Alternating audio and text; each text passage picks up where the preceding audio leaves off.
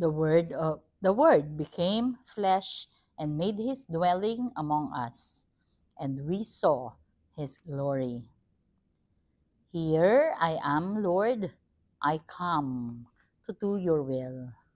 Blessed Monday, everyone. We praise and thank you, dear God, for another day of life. We praise and thank you for the gift of love, the gift of family, of community, of belongingness, and the gift of today.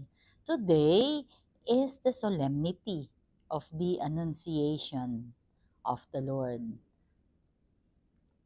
We praise and thank you for this celebration. It is a celebration of the first joyful mystery.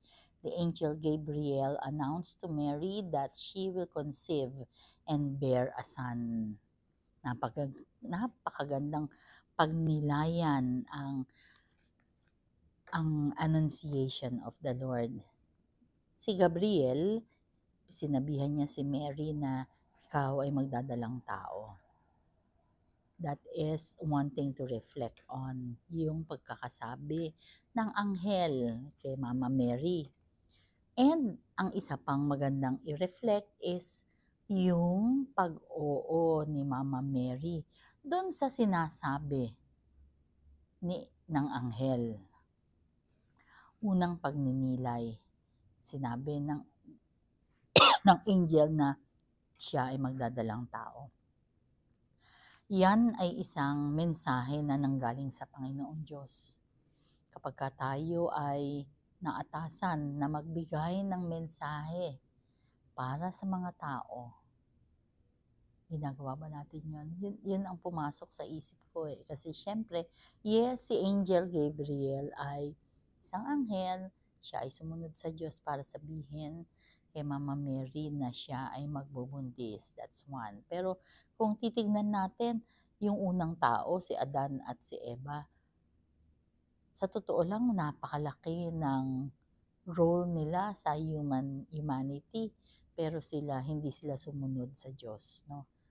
Taliwas sa ginawa ni Mama Mary na parang 15 years old, napakabata pa at a very early age of her life. Hindi pa nga yan nakatapos ng high school, kung iisipin natin. Hindi niya alam kung anong mangyayari. Hindi niya alam kung paano ba yun. Wala siyang kamalayan, wala siyang kamuwangan. But because matindi yung kanyang pananampalataya, nanalig siya, naniwala siya sa anghel. What if hindi siya naniwala sa anghel? What if hindi siya nag-yes? Ano kaya ang mangyayari sa ating pananampalataya? Maybe meron pa isa pang babae na pipiliin si God na gumawa ng bagay na yun. Kasi kung hindi papayag si Mama Mary, how is that? Yun yung isang bagay na napakagandang i-reflect upon, yung pag-yes ni Mama Mary. Kasi nga, yung pag-yes na yun, yes with uncertainty. Yes with paniniwala at pagtitiwala sa Panginoon. Yes with marami pang series of yeses. Kasi marami pang kasunod yun, di ba?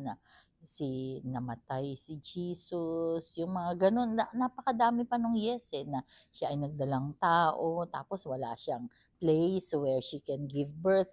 Lahat ng yun, mga mini yeses mga mumunting mga bagay na yes ang sagot niya sa Panginoon, pero may domino effect yun.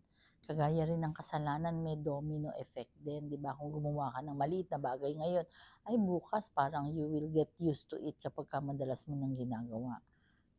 Ganon yun. So anong sinasabi ko? Ang sinasabi ko is yung pagiging modelo ni Mama Mary sa pagsasabi ng yes, Lord. Naalala ko tuloy, I was 38 years old at that time when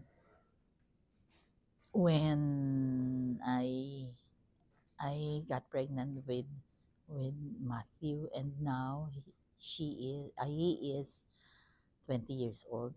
At that time, uncertain. At that time, hindi ko alam kung kaya ko ba. At that time, mataas ang BP ko. Medyo on the high side na. Ang daming agam-agam. But I just trusted the Lord. I trusted Mama Mary because I know that yun ay that is a gift from God. And so I'm very thankful that Matthew is well. Let us pray. Lord God, we are sorry for our sins, either of commission or omission. We pray for healing of those who are sick, those who are requesting for prayers, and those who are praying with us right here, right now. Lord God, I have so much pain. Please help me. Please help me bear this pain. Ikaw na po ang bahala sa lahat. Be with us always and in always, and allow your presence in our lives to manifest. All this we pray in your mighty name through the intercession of our Blessed Mama Mary. Amen. Blessed Monday once again. God bless us all. We pray for the couples who joined the pre-K na webinar yesterday and last Saturday. Amen.